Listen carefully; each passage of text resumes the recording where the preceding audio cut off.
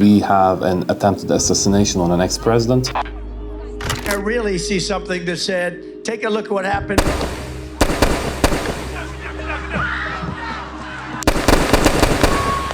The attempted assassin died at the scene, and luckily, assassination attempt was foiled.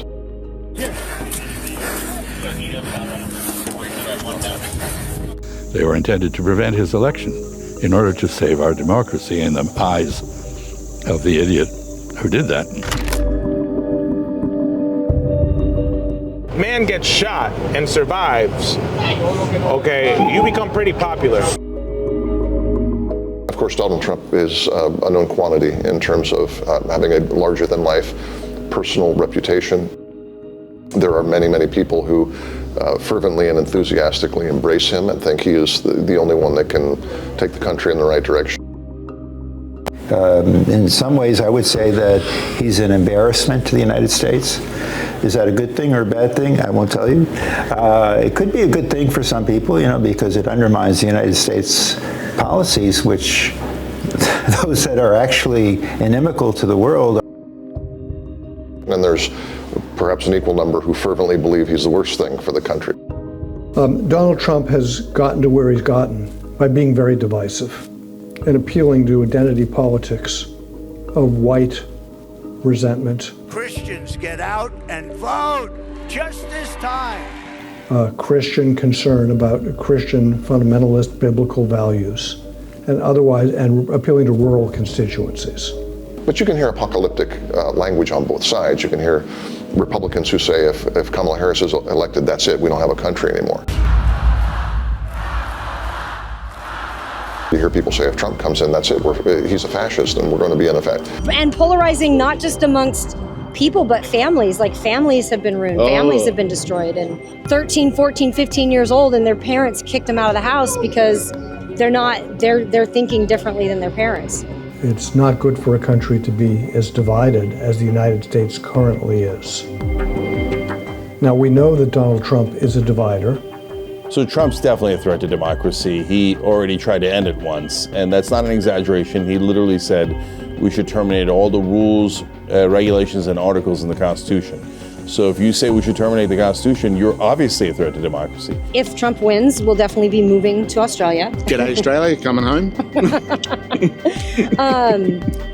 And another candidate, which is the current president, has been withdrawn from candidacy and being replaced by the Vice President, Kamala Harris. Second gentleman with the First Lady. Kamala Harris, when she became the nominee, highlighted how she got there from being the daughter of a Caribbean African father and a South Asian mother to try and represent as a prosecutor everybody. And that her whole pitch was that while I may be a woman, and I am a woman, and while I may be someone with brown skin, and I am a person with brown skin, my goal is to represent everybody. She couldn't run a toilet. She couldn't run anything. She don't know what she's doing. She never did anything. And my economic plan would strengthen America's economy. His would weaken it. I am also a capitalist. And I know the limitations of government. She is, in fact, a Marxist/communist. Remember, I'd say all the time, our country will never be socialist, right? We will not have a socialist. Well, I was right. There is enough, if you take away the partisan polemical aspect, enough to be concerned about the United States right now. Immigration is one thing. Inflation, the long-term soundness of the economy.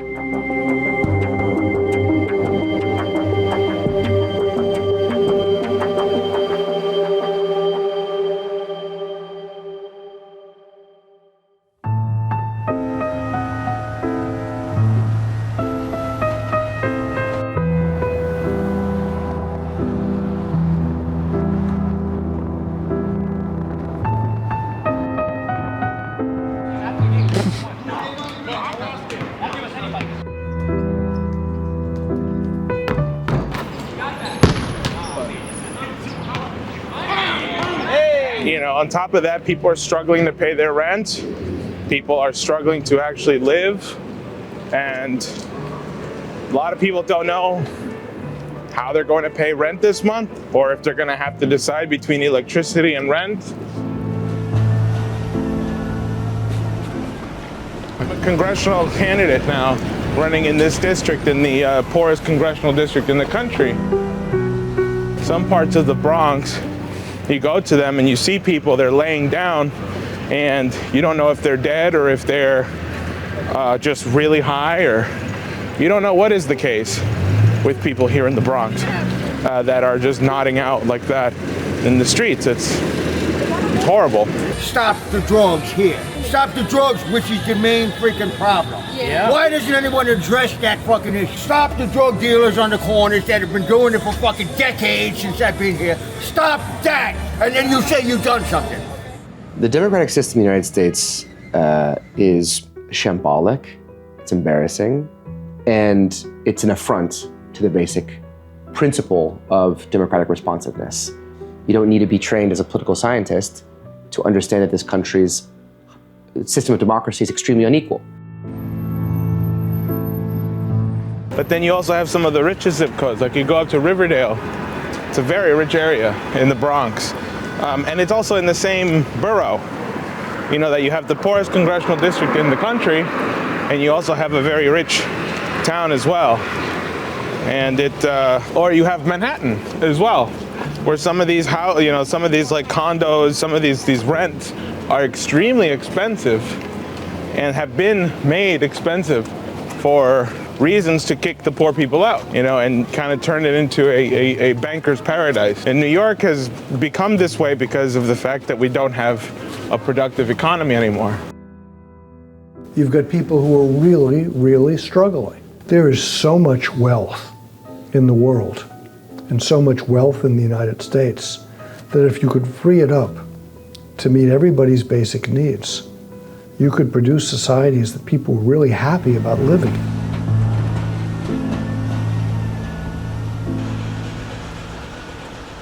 It's democracy for the very richest, and it's nothing for the poorest. Their preferences are systematically underrepresented in the policy choices of our representatives. I mean, you look at this area, the Bronx has been run by Democrats pretty much for over 50 years. And are you going to say Republicans will be better? No, they'll be worse.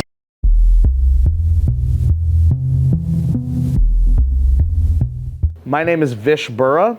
I am the executive secretary of the New York Young Republican Club. This is the New York Young Republican Clubhouse that you're in right now. So the New York Young Republican Club is a meeting place, a hub. My opponent has a plan that I call the Trump's sales tax. On top of that, we have millions of people. The endorsement of the United Auto Workers and Sharon Fain, who also... Woke culture is a virus. October 5th, if you want to join the Trump phone banking team, Young conservatives and Republicans locally, but also a citadel and beacon for Republicans and conservatives and people who sympathize with our views and values globally. Richard Nixon, former president of the United States, was a member of this club, New York Young Republican Club, big supporter of the club. Up there, Allen Dulles. He's the guy that essentially created the CIA. So the founder of the CIA was a member of this club. We will make America strong again. We will make America wealthy again. We will make America proud again. We will make America safe again. And yes, together, we will make America great again.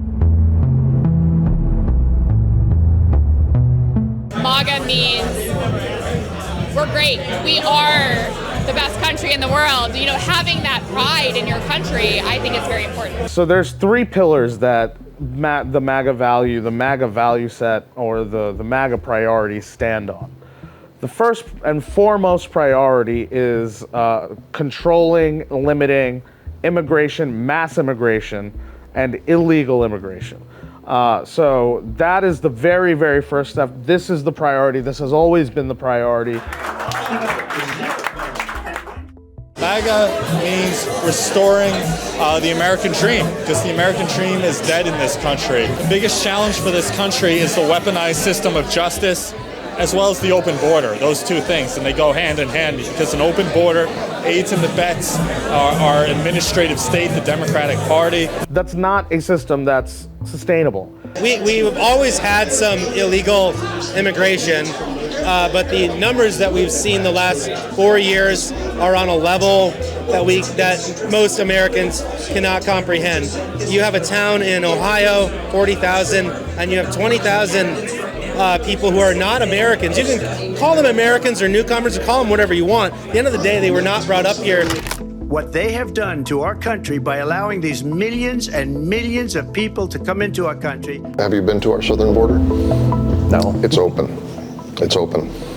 I've been there, and there was some attempt to build a barrier, a physical barrier. We have had, at a minimum, between 10 and 12 million people cross the border illegally during the Biden administration, the Biden-Harris administration. The United States Congress, including some of the most conservative members of the United States Senate, came up with a border security bill, which I supported. We know that there are people on terror watch lists, hundreds or thousands of them that get across. Of course, it's a security risk. I think the only thing that people in the United States and politicians can agree upon. Well, on a global level, capital wants people to move from the poor countries of the world in the third world, global south, to rich countries like the United States and Western Europe. And this is something that has always been the case. From the multinational corporation perspective, that they want more workers, they want cheap laborers.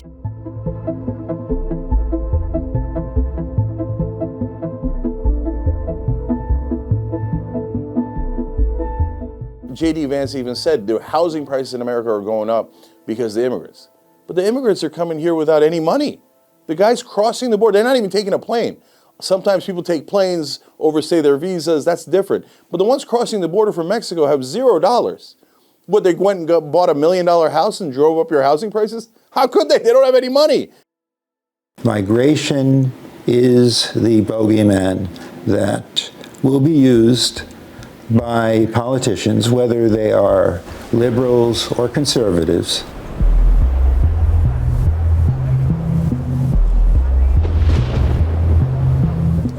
We are going to start the largest mass deportation in the history of our country. What we have done, we have cut the flow of illegal immigration by half. We have cut the flow of fentanyl by half, but we need Congress to be able to act to actually fix the problem. Migration is the cause of everyone's problems. That the reason why the cost of food has increased is because of migration somehow. The reason why inflation takes place in housing and other categories is because migrants are here.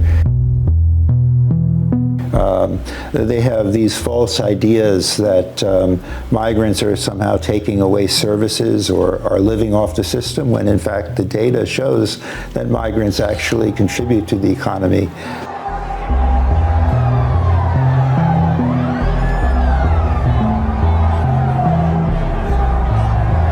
Racist. I have no problem with people coming here. Do it the right way like everybody. My grandparents had to do it that way. So Donald Trump is using this lie to perpetuate a belief that migrants are the source of people's problems, because rather than saying the source of people's problems are Americans' foreign policy and wars abroad and so forth, they would prefer to blame it on migrants. So it even helps the governing classes in that sense.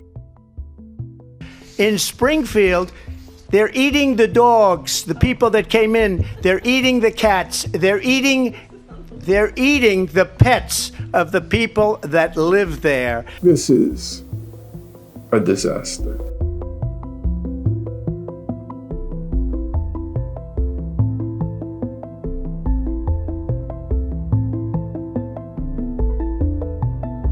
And both the Democratic Party and the Republican Party are using identity politics to divert attention. They both are using identity politics to divert attention from that fundamental class divide. So the Republican Party says the problem is immigrants.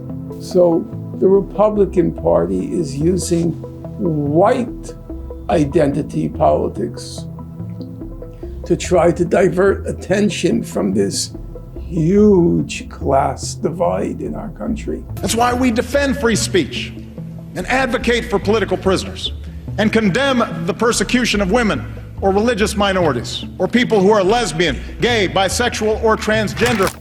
And the Democratic Party is saying the whole problem is stupid white men.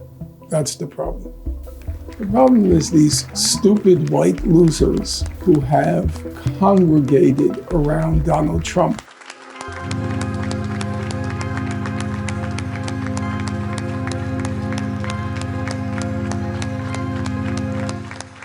Everything is sexist, everything is racist, everything is homophobic, and you have to point it all out. It's all being grouped under the heading of woke. That's a term dating back to the 1940s when black Americans referred to being woken up to injustice. But that history has largely been lost on current day leaders, such as, for example, our former president. And I don't like the term woke because I hear woke. You know, it's like just a term that half the people can't even define it. They don't know what it is. First of all, wokeness, like political correctness, was supposed to show a special sensitivity to the oppression of various identity groups, racial, ethnic, and sexual. The wokeness movement started to throw doubt, or pretended to throw doubt, on basic biological facts.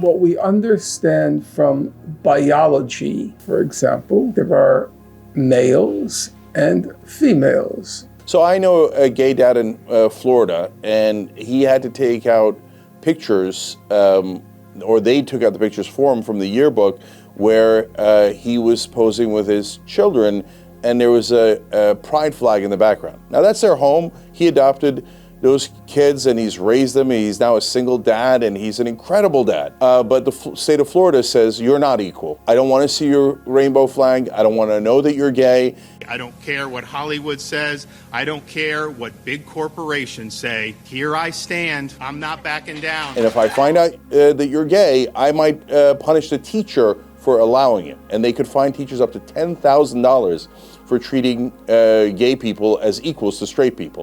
LGBTQI+ kids are resilient. They are fierce, they fight back, they're not going anywhere, and we have their back. This administration has their back. In my opinion, parts of it have become totally sick.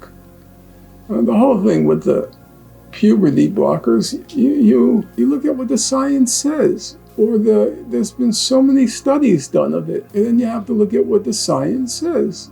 But it's become what we call in English, a litmus test. If you don't support them, then you are reactionary. I want to send a message to the entire community, especially to transgender children. You are loved. You are heard. You are understood.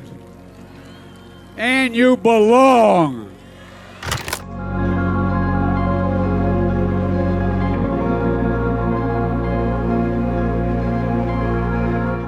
I am myself gay, but I am also a little concerned about the way transgender-related issues are playing out in grammar schools and junior high schools. Have a black person in the ruling elite, that's not enough. You have to have a black woman in the ruling elite, and that's not enough. You have to have a black woman lesbian in the ruling elite, and that's not enough. You have to have a black woman lesbian cripple among the ruling elite. So everybody started to multiply their oppressions and then demand a seat among the ruling elite because of their multiple oppressions. What people are really suffering from is class oppression, shall we say. I don't want to talk like a Marxist, but there are some principles there where the gulf in income inequality is growing. Well, if you're obsessed on identity, you're not going to see the commonality you have if you're Black or Latin with a poor white man. In fact, in the moment of truth, when we had the biggest challenge to corporate capitalism in modern American history, the entire woke movement collaborated with the ruling class. Kamala Harris, she's obviously the woke candidate. You know, we have to stay woke. Like, everybody needs to be woke. And you can talk about if you're the wokest or woker, but just stay more woke than less woke. Yeah. Kamala Harris making history as the first Black woman and Asian American candidate to lead a major party ticket during a virtual DNC vote. Kamala Harris didn't win anything. She was just selected behind closed doors. Nobody had any say whatsoever. And she was just, and then once she was selected by the inner circle of the ruling elite, starting with Biden, then Pelosi and Schumer, and Obama.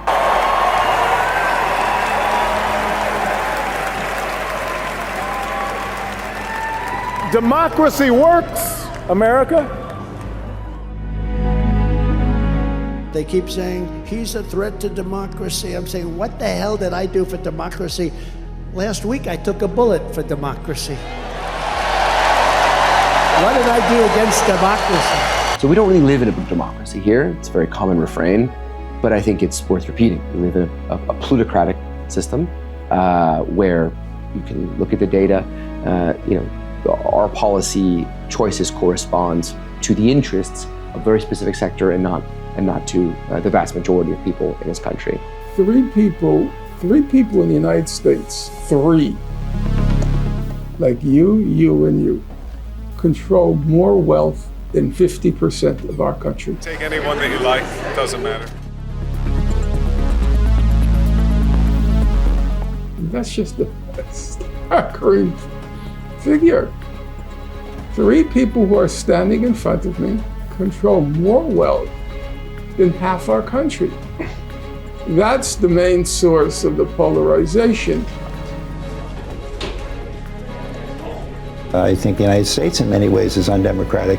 Just because you vote once every 4 years for a president or once every 2 years, etc., for a local leader, doesn't, in my mind, constitute democracy necessarily. I'm Chaz Freeman. I was a career diplomat for 30 years. I had a very exciting career. I was the interpreter for Richard Nixon during his visit to Beijing. If I were a diplomat in Washington reporting on American politics, as you are doing, I would say that we are entering a pre-revolutionary period. Almighty God, amen and amen.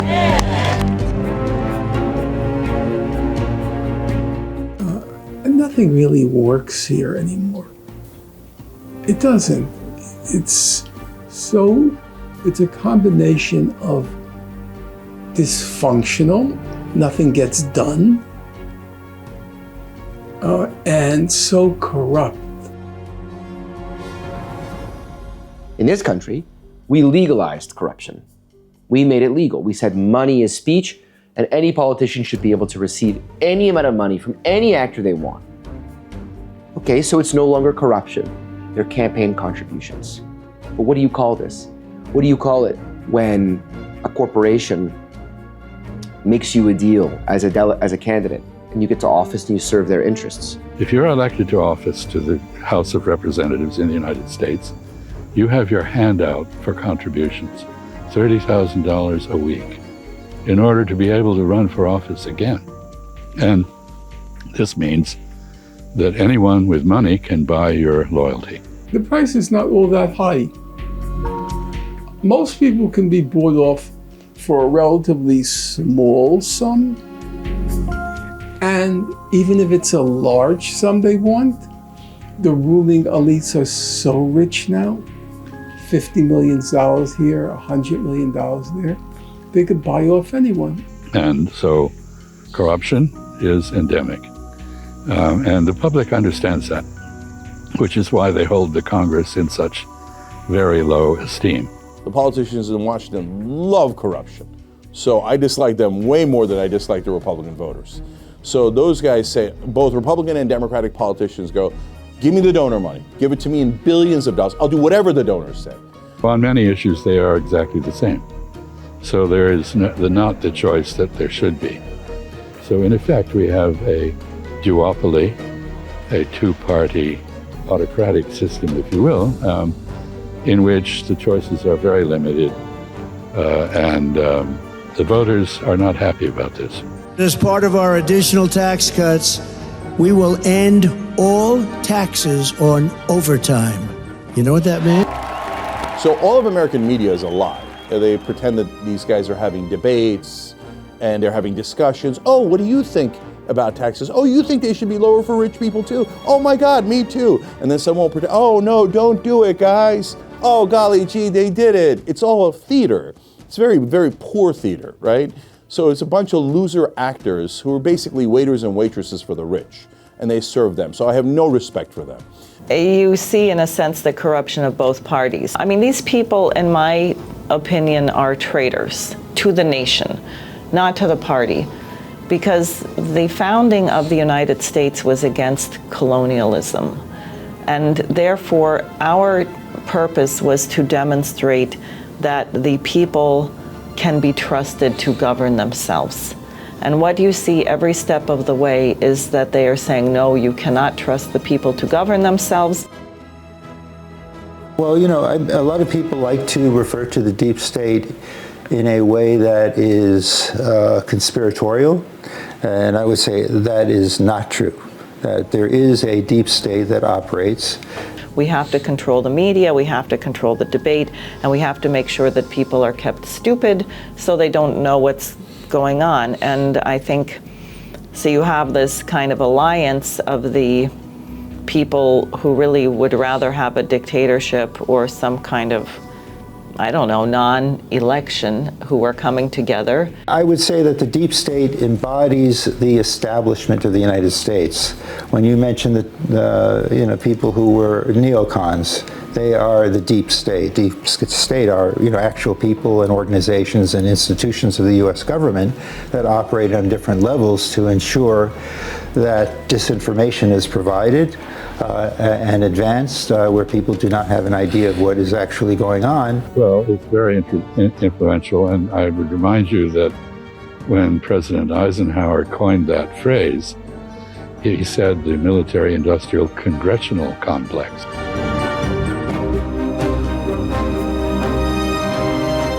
We must guard against the acquisition of unwarranted influence, whether sought or unsought, by the military-industrial complex. The potential for the disastrous rise of misplaced power exists and will persist. Because the military-industrial complex is basically nominally private enterprise. Actually, it's state enterprise because it's all paid for by the state. It might as well be state-owned enterprise. The total influence, economic, political, even spiritual, is felt in every city, every state house, every office of the federal government. And it takes the money that it gets from taxpayers and it bribes Congress for more money. So now we have, in addition to that, the intelligence complex. 17 intelligence agencies who also have big budgets and who are not accountable to the public because by definition. Well, let me be first very, very clear. the 2020 election was stolen from President Donald J. Trump.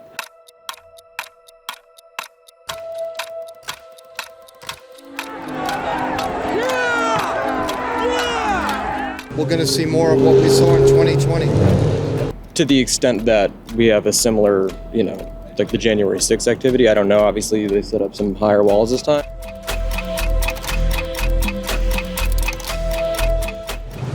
Depends on how he loses.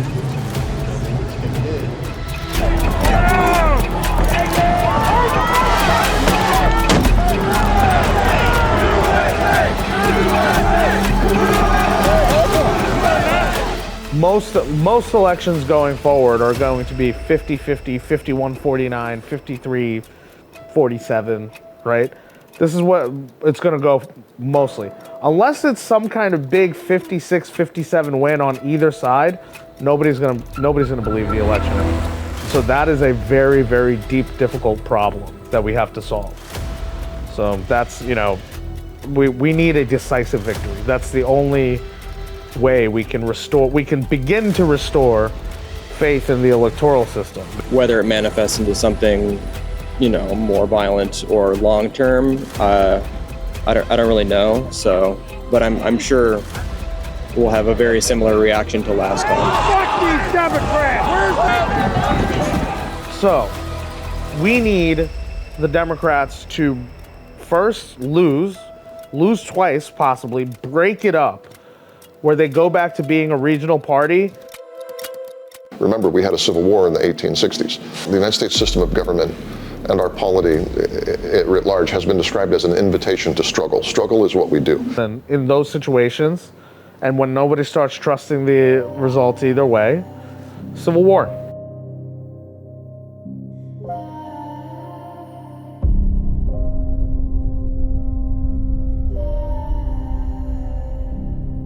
The U.S. is clearly in decline.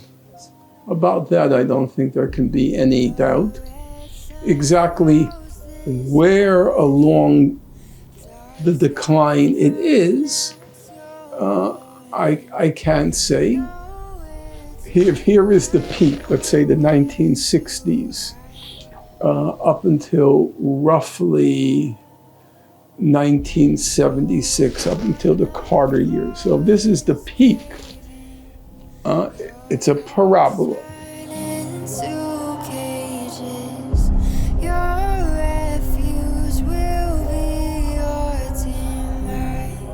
But we're watching the collapse of the Republic, the constitutional order that has made us what we are over the last 240 years.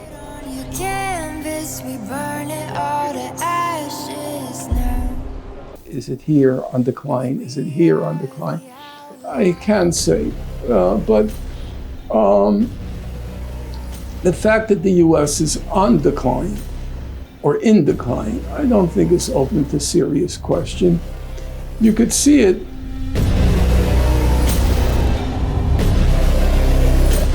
I remember, I was not there, but I remember after our Constitutional Convention in Philadelphia, 2.5 centuries ago, when Benjamin Franklin came out, he was asked, "What have you given us?"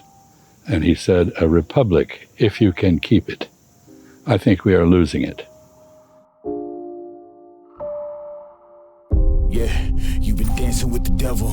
Be careful who you gunning for, cause when it settles, it's only pain and grief when you living lawless. We only chase it if the chance of profit's flawless. We keep our eyes on the weak, they know that they targets. Hunting for goodwill, we ain't looking for bargains. And you should say a prayer, ain't nobody praying for you. Cause if I want it, then it's mine, that's what I'm saying to you. If you faint hearted, you better leave.